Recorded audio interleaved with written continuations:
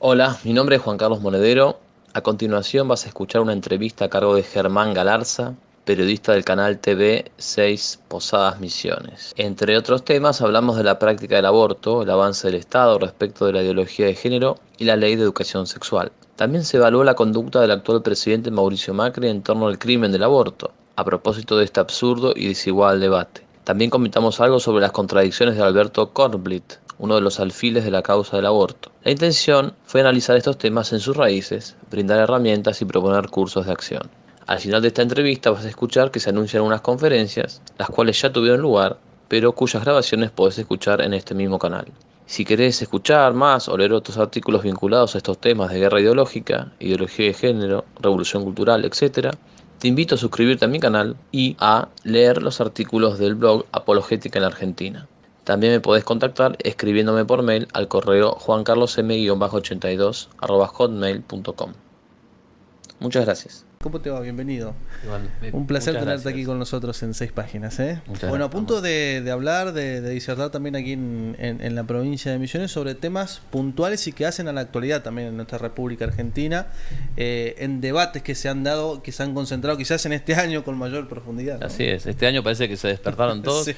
todos los políticos que los temas no los hablaban antes Sí. porque querían juntar votos, porque no querían dispersar el rebaño, puntualizando o hablando sobre temas importantes, aprovechan ahora que no hay tanta, Tanto digamos, movimiento, ¿no? movimiento electoral y sacan los temas, ¿no? Ujú. E incluso algunos políticos, como Mauricio Macri, Sí. deslizaron una cuestión sobre la cual parece que había incluso cerrado la cuestión, Sí. como por ejemplo cuando dijo que iba a defender la vida humana de la concepción. Ujú. De hecho, yo no voté a Macri, Ujú. de hecho yo no voto, pero sé que hay muchos amigos que votaron a Macri y se han sentido defraudados y hasta diría estafados, Mirá vos. ¿sí? Porque el presidente ha deslizado la posibilidad de debatir un tema que es debatir sobre la vida de un inocente, es decir, Claro. si un niño, un bebé en el vientre materno, de alguna manera volvemos a lo que allá lejos en Jerusalén hace 2000 años ocurrió, cuando un gobernante llamado Poncio Pilatos puso a debate a ver Claro. si Cristo era o no inocente, con las consecuencias que todos sabemos. Es decir, Sí. puso a la mayoría a votar sobre un tema que él sabía que estaba definido, porque él sabía que Cristo era inocente y la Sí. Escritura lo dice. Acá de nuevo, el presidente Mauricio Macri sabe que hay vida en la concepción, sabe que hay persona humana en la concepción, la ciencia lo acredita perfectamente, y sin embargo pone a debatir este tema indebatible. Por eso, desde la Red Federal de Familias Misiones, que estoy representando en esta oportunidad, decimos que esto no fue un debate, sino un pseudo debate, Ujú. y decimos además que fue un debate desigual. Claro. ¿Por qué desigual? Porque de un lado teníamos a todo el conjunto de, no todos, pero sí la casi totalidad de medios de comunicación, pseudoartistas, periodistas, escritores. ¿Te sorprendió eso, digo, que tanta gente de esos rubros estuviera involucrada en esto de estar a favor del aborto, si se quiere? No me sorprendió. ¿No te sorprendió? No me sorprendió porque desde hace muchos años, yo tengo 33 y sin embargo estoy en el tema por lo menos de los 16, 17 años, pero desde los 15 años, Ujú. hace 15 años que yo vengo siguiendo, digamos, el termómetro, por decir algo, Sí.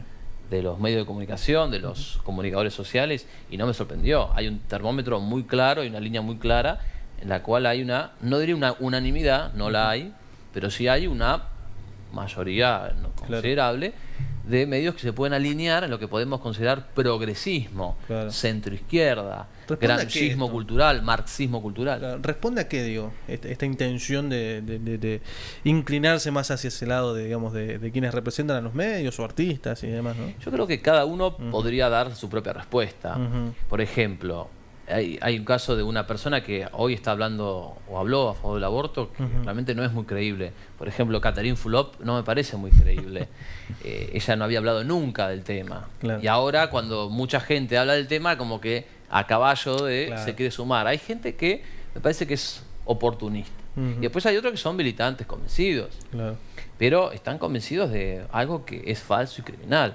Porque la ciencia, de nuevo vuelvo a recalcar, Sí, la sí. ciencia muestra cómo hay una persona humana desde la concepción. Y es más, no sé si tenés presente a la ponencia de el profesor del CONICET, Alberto Kornblit, Ujú. que habló en el Congreso de la Nación. Sí, lo puso, sí, lo pasamos. Ese mismo hombre, en febrero de este año, dijo claramente que la vida humana comienza en la fecundación. Sí. En febrero dijo eso. Y en julio dijo que la vida humana era una construcción cultural. Entonces, ¿en qué quedamos? Claro. Pensaba, ¿no? Mientras charlábamos un poquito y analizaba un poco lo que, y lo hacemos siempre, ¿no? Lo que ha sido este año de discusiones, ¿no? Pseudo debates, lo decías vos hoy, ¿no? El nivel de intolerancia es algo que llamó la atención también, digamos, ¿no? Y muestra a las claras, o no sé, por ahí vos tendrás tu visión de que no es el momento o no estamos preparados o no habría que tocar este tipo de temas. ¿Cómo lo ves vos, digamos? ¿Cómo veo esto? Primero que nada, ¿por qué decimos que es un debate, que es un pseudo debate? Ujú. Los debates deben ser bienvenidos cuando la discusión tiene sentido. Claro. Por ejemplo, nos ponemos de acuerdo sobre algo, sobre un hecho, y sobre esos hechos podemos tener distintas opiniones, matices. Existe una diversidad a partir de principios establecidos. Claro. Por ejemplo, si vamos a... Mi formación, como vos mencionaste, es una formación católica. Si vamos a la Edad Media, que es la etapa que vio nacer las universidades, Sí. en las universidades había debates. Había una gran cantidad de debates, pero había debates sobre un sostén, sobre algo Claro. que era intocable, que eran los principios de la fe y los principios de la filosofía. Ujú. Y sobre eso hubo grandes debates. Ujú. Es decir, que el debate que es bienvenido es el debate que tiene como base la realidad. Claro. El debate sobre si esto es una virome o no es una virome, si un bebé que se está moviendo en una ecografía, que le late el corazón, si eso es un conjunto de células o una persona, eso ya es un pseudo debate. Por eso lo llamamos pseudo debate. Y además, como tuvimos ocasión de comprobar todos, fue un debate desigual. Y sin embargo se perdió. O sea, la ley se cayó en el Sí, Senado. sí, sí, o sea, era tan contraria a la naturaleza de las cosas que ni siquiera con el $1.000.000 que tenían de la tapa de New York Times, con la mayoría de un montón de medios de comunicación, con el consentimiento y el guiño del poder político, de una parte enorme del poder cultural, de una parte enorme de grandes financieros que a borbotones Claro. impulsaron el proyecto con dinero, ni siquiera así se pudo. Es decir, la realidad misma te muestra que hay vida en la Concepción, que hay persona humana. Claro. Hubo 3,5 millones de personas que hemos marchado en la Argentina, en distintos puntos del país. Claro. Y seguramente debería haber mucho más, pero existe una corrección política que cuando vos decís que hay vida en la Concepción, te ataca, te destrata, te descuartiza, te intenta meter miedo. La corrección política juega con el miedo. Por eso nosotros tenemos que vencer el miedo. Esa es la manera. No terminó, digamos. Por supuesto que no. Seguirá esto. Por supuesto que no. Y a propósito de esto, pareciera, ¿no? Cierta continuidad el debate por el programa ESI, digamos, de educación sexual integral. Lo hay, como vos decís muy bien, lo hay. De hecho, los mismos que estaban empeñados en matar niños, ahora están empeñados en, comillas, educarlos. Por eso lo que primero que hay que decir acá sobre el tema de la ESI, y yo te agradezco que lo saques, es que no es educación. O sea, ¿por qué los que estamos en contra de esto protestamos? Porque no es educación. Porque el Estado no tiene que pautar cómo los niños juegan. En los programas de ESI se pauta, por ejemplo, que los niños jueguen con juegos de nenas y que las nenas con juegos de nenes. O sea, acá hay un intervencionismo del Estado en materia de cómo el niño tiene que jugar, que es absolutamente desproporcionado. El Estado no está para otra cosa. Claro. Es decir, el Estado ya cubrió todas sus responsabilidades y ahora le sobra tiempo y recursos para esto. O sea, ya tenemos la inseguridad controlada, ya tenemos la pobreza reducida, no hay ni un solo niño que se muera de hambre, ya tenemos todas las rutas funcionando. Claro. Es decir, no. Tenemos índices altos de analfabetismo, Sí. tenemos gente que se muere todos los días, tenemos inseguridad, tenemos situaciones escandalosas. Claro.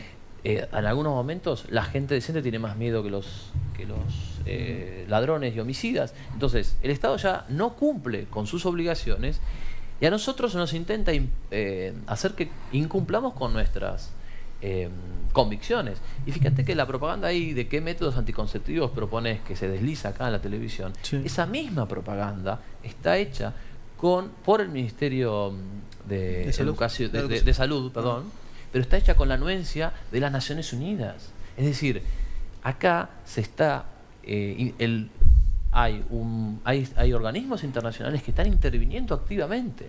Entonces, ¿cómo puede ser que ese mismo organismo internacional, llámese Naciones Unidas, llámese Fondo Monetario, a la hora de políticas económicas hay gente que se raja las vestiduras y dice el Fondo Monetario nos están explotando, y a la hora de las políticas de aborto están a favor? Entonces, ¿en qué quedamos? Si hay que rechazar todo lo que venga del fondo, también viene del fondo el tema del aborto. Claro. Entonces, ¿podríamos confirmar, digo, esto? Porque también se deslizó esto, ¿no? ¿Hay datos fehacientes de que es la receta que viene en el combo del fondo? hay datos fehacientes de que las principales autoridades de los organismos internacionales están involucradas en la promoción activa del aborto. Eso es un hecho que además lo muestran ellos. Uno va, por ejemplo, a las páginas de Naciones Unidas, uno va a la página de Organización Mundial de Salud, uno va a las autoridades del Fondo Monetario Internacional y encuentra una convergencia de personas. Claro. ¿Sí? Es decir, vos, por ejemplo, vas a Organización Mundial de la Salud y los documentos te promueven el aborto como una práctica de salud, a pesar de que no se cura a nadie, sino que se mata. Sí. Médico significa yo curo. El aborto no es una práctica de salud, no cura nada. Una mujer embarazada no tiene una enfermedad, no tiene un virus. El niño por nacer no es una bacteria. O sea, hay acá también una manipulación del lenguaje, y por eso es algo que los Provida hemos dicho muchas veces, que hay una guerra semántica. ¿Por qué? La semántica es la parte de la lingüística que se dedica al estudio de los significados. Y acá se están intentando cambiar los significados de las palabras para imponer una práctica que de otro modo sería rechazada. Por eso es que no dicen aborto, sino interrupción. Por eso es que no dicen corrupción de menores, sino educación sexual. Por eso es que no dicen ideología de género, sino perspectiva de género, porque no suena tan chocante. Es decir, hay acá un engaño, una estafa. Claro. Y por eso es que el aborto se presenta con derecho cuando es un asesinato. Esto hay que decirlo con todas las letras. A propósito de la ideología de género, digo, ¿qué cuestiones hay que tener en cuenta? Porque también es una frase que ha resonado mucho y mucha gente por ahí no la conoce, y probablemente se está insertando cada vez más, ¿no?, a través de distintos medios en la sociedad. Lo primero que habría que hacer es definir qué es ideología de género, ¿no? Una ideología es una explicación que se pretende absoluta a la realidad, pero que reduce la totalidad de la realidad, que es compleja, a una de sus partes. Claro. En este caso, la ideología de género reduce la totalidad de la realidad a lo que la persona se autopercibe. Y de esa autopercepción explica todo desde ahí. Entonces estamos viendo ahora la tiranía de la autopercepción. Entonces aparece un varón que se siente Jessica, quiere anotarse en el equipo de hockey de Chubut y pide jugar con las mujeres a pesar de que es un varón. Y se armó una ley, la ley de identidad de género en el 2012, que lo que hace es darle a ese capricho, a esa sensación, a esa percepción, carácter legal, fuerza legal. Entonces, si él se siente mujer, puede jugar con las mujeres.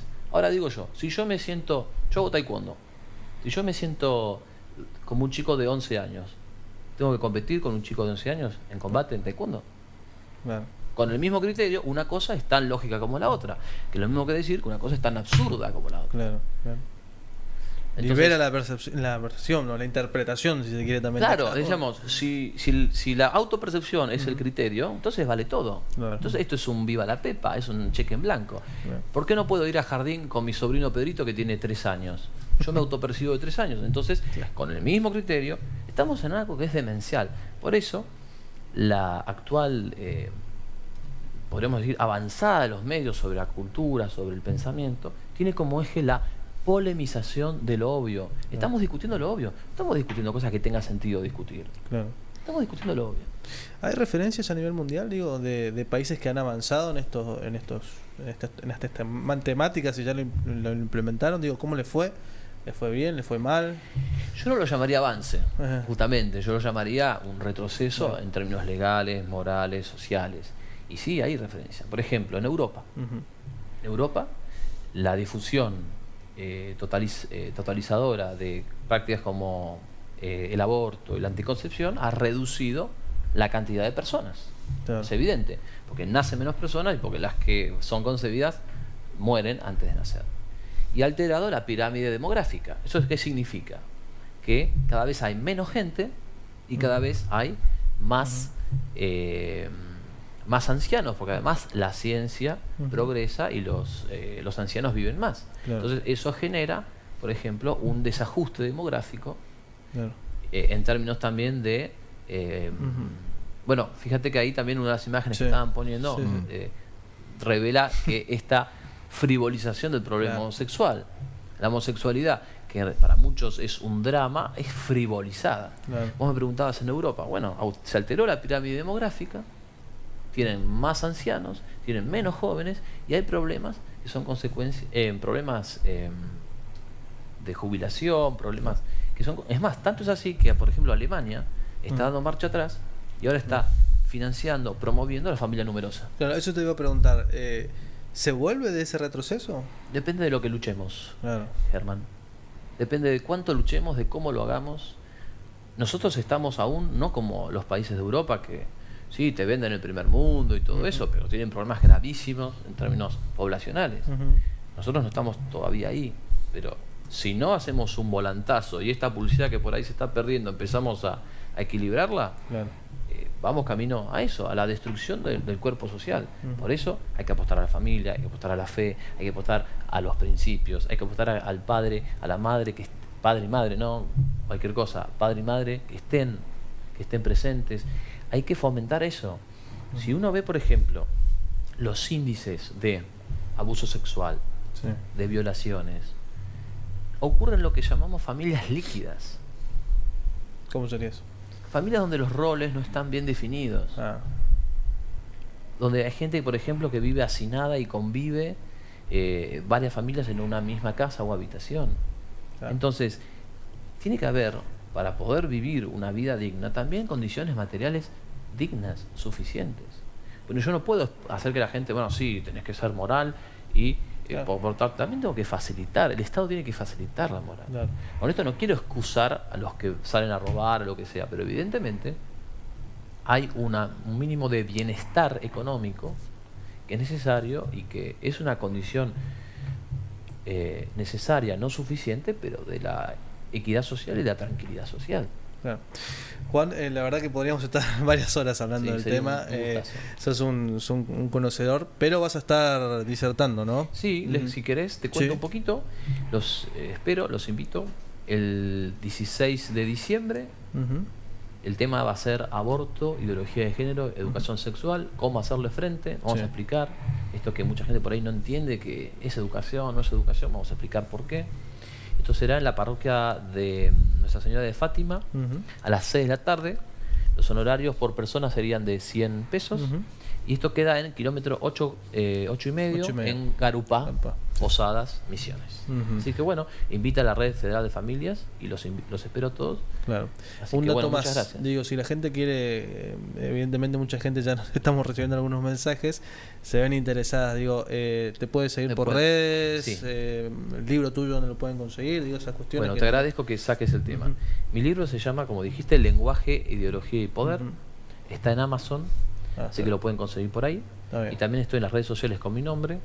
Y tengo mi canal de YouTube, donde tengo perfecto. mi nombre. Además de eso, hay un blog que tengo, se llama Apologética en la Argentina, donde hay varios amigos que colaboramos y donde hemos deslizado varios artículos al respecto. Por ejemplo, ahí en ese blog está la respuesta a Alberto Corblit y también hay otra respuesta al filósofo Darío Zeta, que también tuvo sus 7 minutos en el Congreso y que también hizo una apología del aborto. En ese blog le damos una respuesta a los argumentos de Darío Zeta y a los argumentos de Alberto Corblit, entre otros.